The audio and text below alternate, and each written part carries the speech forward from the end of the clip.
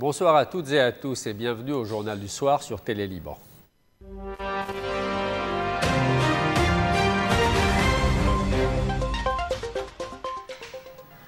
Face à la baisse de l'aide internationale et à l'évolution de la situation en Syrie, le gouvernement finalise une feuille de route pour le retour encadré de centaines de milliers de déplacés syriens dès septembre prochain.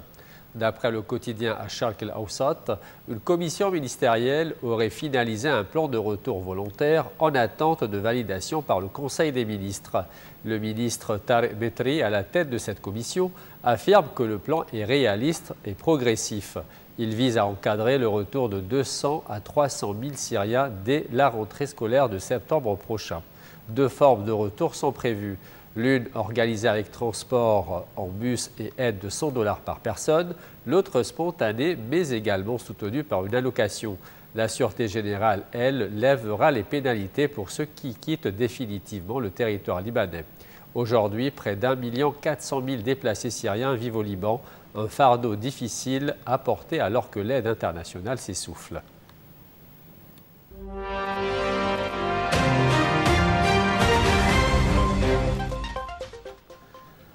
Intercepté en pleine nuit par la marine israélienne, le voilier humanitaire Madeleine, à bord duquel se trouvaient notamment Greta Thunberg et l'eurodéputé Rima Hassan, a été dérouté alors qu'il tentait de briser le blocus de Gaza.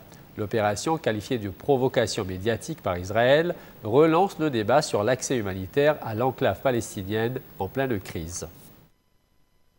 Le voilier humanitaire Madeleine, qui transportait des militants venus de 7 nationalités différentes, a été arraisonné par l'armée israélienne alors qu'il tentait de briser le blocus imposé à la bande de Gaza. À bord, une figure mondiale de l'activisme, Greta Thunberg. À ses côtés, l'eurodéputé franco-palestinien Rima Hassan. Parti d'Italie le 1er juin, le navire avait brièvement fait escale en Égypte avant de s'approcher de Gaza, malgré les avertissements d'Israël. L'armée israélienne justifie l'opération par des raisons de sécurité. Israël ne permettra pas la rupture du blocus maritime visant à empêcher l'acheminement d'armes au Hamas, a déclaré le ministre de la Défense Israël Katz. L'ONG Freedom Flotilla Coalition, organisatrice de la mission, dénonce une violation flagrante du droit international. Elle affirme que l'interception s'est produite dans les eaux internationales. Du côté européen, plusieurs voix s'élèvent. Jean-Luc Mélenchon parle d'une arrestation illégale des 12 passagers. Pour Israël, il ne s'agit que d'une tentative de provocation médiatique. La situation humanitaire à Gaza continue de se détériorer. Selon l'ONU, plus de 54 000 Palestiniens ont été tués depuis le début du conflit et la bande est au bord de la famine. L'OMS parle d'un effondrement total du système de santé. Le voilier Madeleine devrait accoster dans le port israélien d'Ashdod. Selon Tel Aviv, tous les passagers seront invités à rentrer dans leur pays respectif. Une mission humanitaire stoppée net, mais une mobilisation qui, elle, pourrait bien se poursuivre. L'Iran prépare sa propre proposition en réponse à l'offre jugée insuffisante des États-Unis sur son programme nucléaire. La médiation d'Oman se poursuit dans un climat tendu alors que les pressions internationales s'intensifient. Une nouvelle phase s'amorce dans le feuilleton du nucléaire iranien. Le porte-parole des Affaires étrangères, Ismail Baghaei, a annoncé que l'Iran soumettrait très bientôt une contre-proposition aux États-Unis via la médiation omanaise. Baghaei a affirmé qu'il s'agirait d'une proposition raisonnable, logique et équilibrée. Nous recommandons vivement à la partie américaine de la considérer sérieusement, a-t-il ajouté. Depuis avril, les deux ennemis historiques ont entamé 5 séries de pourparlers indirects dans l'espoir d'un accord qui empêcherait l'Iran d'accéder à l'arme atomique en échange d'un allègement des sanctions économiques. Mais les tensions restent vives. Dimanche, le président du Parlement iranien a dénoncé l'absence de levée de sanctions dans le projet américain, une offre jugée unilatérale et imposée. Au cœur du désaccord, l'enrichissement d'uranium. Washington exige son arrêt complet. Téhéran s'y oppose fermement, invoquant son droit inscrit dans le traité de non-prolifération. Autre bras de fer en cours, l'Iran menace de réduire sa coopération avec l'AIEA, l'agence de l'ONU en charge du nucléaire, si une résolution défavorable est votée cette semaine à Vienne. Alors que les États-Unis, leurs alliés européens et Israël s'inquiètent d'un programme potentiellement militaire, l'Iran affirme ne viser que des fins pacifiques.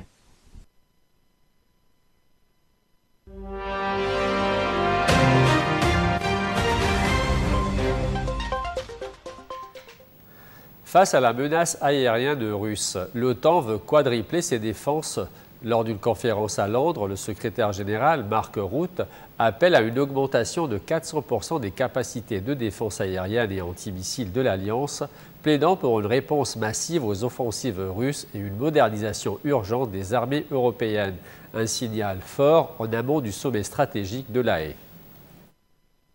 Face à une Russie toujours plus offensive et menaçante dans les airs, l'Organisation du traité de l'Atlantique Nord lance un appel inédit: quadrupler ses capacités de défense aérienne et antimissiles. C'est depuis Londres que Mark Rutte, secrétaire général de l'OTAN, a lancé cette alerte lors d'une conférence stratégique au prestigieux think tank Chatham House. Pour protéger notre ciel, pour maintenir une dissuasion crédible, nous devons augmenter de 400% nos capacités, a-t-il déclaré. Un message clair alors que la guerre en Ukraine entre dans sa 4e année et que les attaques aériennes russes redoublent d'intensité, ciblant civils et infrastructures vitales. L'OTAN veut bâtir un véritable bouclier européen. Cela inclurait des milliers de blindés, des millions d'obus, mais aussi une coordination plus forte entre les membres. Des analystes estiment qu'il s'agit d'anticiper un conflit futur, pas seulement de réagir à l'existant. À Londres, Mark Rutte a également salué la nouvelle stratégie militaire du Royaume-Uni. 12 sous-marins nucléaires d'attaque, 6 usines d'armement, un signal fort face à la menace russe. Mais un autre défi se profile. Les États-Unis de Donald Trump exigent désormais que chaque allié consacre 5% de son PIB à la défense, une demande qui divise en Europe. Les 24 et 25 juin prochains, les 32 membres de l'OTAN se retrouveront à La Haye. Objectif: accorder les budgets, les volontés et les défenses avant qu'il ne soit trop tard.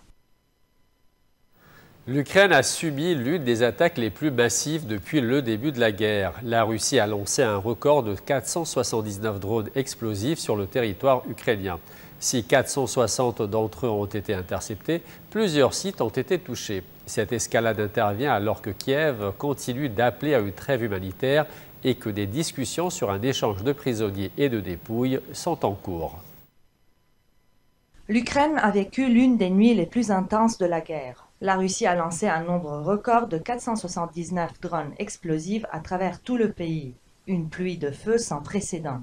Selon l'armée de l'air ukrainienne, 460 de ces drones ont été interceptés. Seuls 10 sites ont subi des impacts. Un chiffre impressionnant qui témoigne de la montée en puissance des attaques russes. En plus des drones, 20 missiles ont été tirés par la Russie, 19 ont été abattus. Mais la menace est permanente et chaque nuit, les Ukrainiens redoutent le pire. En contrepartie, à 600 km de Moscou, 2 drones ukrainiens se sont abattus dans la nuit sur le site industriel Vinir, contraignant l'entreprise à suspendre ses activités. Une attaque revendiquée par Kiev qui vise les infrastructures liées à l'effort de la guerre russe. Tandis que les autorités locales assurent que la situation est sous contrôle, l'armée ukrainienne prévient, les frappes continueront. Ce nouveau assaut intervient alors que des échanges de prisonniers et de corps de soldats tués est en préparation entre Kiev et Moscou. Prévu ce week-end, il pourrait avoir lieu dans les jours à venir. Depuis février 2022, la Russie bombarde quotidiennement l'Ukraine.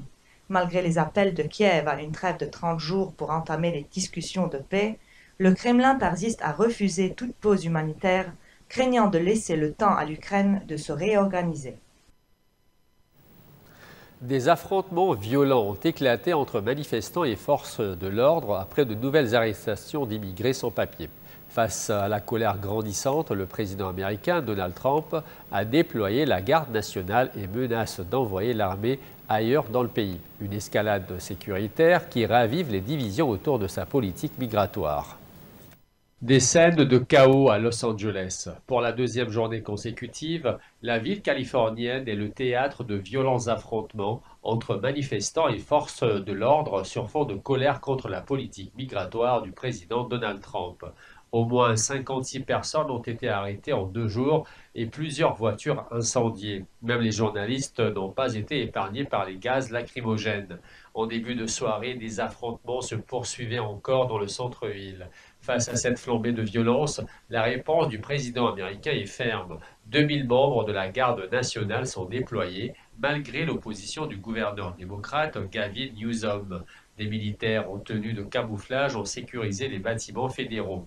Pour Donald Trump, ces manifestants sont des fauteurs de troubles et il se dit prêt à envoyer des troupes partout où cela s'avérera nécessaire. Une initiative dénoncée par les États démocrates comme un abus de pouvoir. Au cœur de la mobilisation, les arrestations musclées menées par la police fédérale de l'immigration. Selon le Mexique, plusieurs ressortissants mexicains ont été interpellés. La présidente Claudia Sheinbaum appelle les États-Unis à les traiter avec dignité. Sur le terrain, la peur s'installe. Entre colère, incompréhension et détermination, les habitants dénoncent une répression brutale. Certains redoutent une escalade dangereuse. D'autres affirment qu'ils continueront à se battre pour leurs droits. Dans un climat de bras de fer entre Washington et la Californie, l'armée américaine annonce que 500 Marines sont prêts à intervenir. Une mobilisation sans précédent depuis 1965 qui ravive le débat sur les libertés fondamentales aux États-Unis. Au cœur du sud de l'Albanie, nichée dans une vallée verdoyante, la petite ville de Permette voit la vie en rose. Ici, la rose est bien plus qu'une fleur. Elle est un mode de vie, une tradition, une fierté. Ariana Nicolas est enseignante en biologie. Selon elle, tout tourne autour des roses. Leur parfum, leur beauté et leur pouvoir médicinal.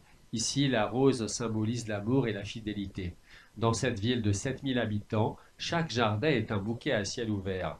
La rose du marié est la plus prisée, cultivée avec soin dès l'enfance. Resmi Tucci, une habitante de 70 ans, évoque sa passion avec beaucoup de poésie. L'eau de rose, c'est comme l'amour. Il faut en prendre soin. Chaque goutte est précieuse. Un rituel ancestral transmis de génération en génération. Pétales délicatement cueillis, pierres posées avec soin, cendres, condensation, et après des heures d'attente, une goutte dorée, l'eau de rose. Eftali Kerimi, qui est confisseuse, est fière de ses loukoums. Nos loukoums à l'eau de rose sont uniques. Ils célèbrent la vie, naissance, mariage, anniversaire, dit-elle. Dans son atelier, Eftali et son équipe façonnent chaque jour des douceurs parfumées. Jusqu'à 10 kilos de loukoum vendus à prix d'or, 50 € le kilo. Certains prennent même la forme de petits pieds pour souhaiter longue vie aux nouveau-nés.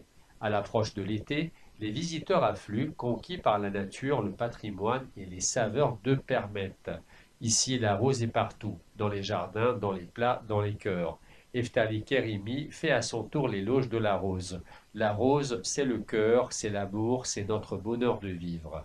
Dans cette ville où le parfum des fleurs guide les traditions, la vie n'est pas qu'un bouquet, c'est une promesse délicate et éternelle. Voilà, c'est la fin de ce journal. Merci à vous de votre fidélité et à très bientôt.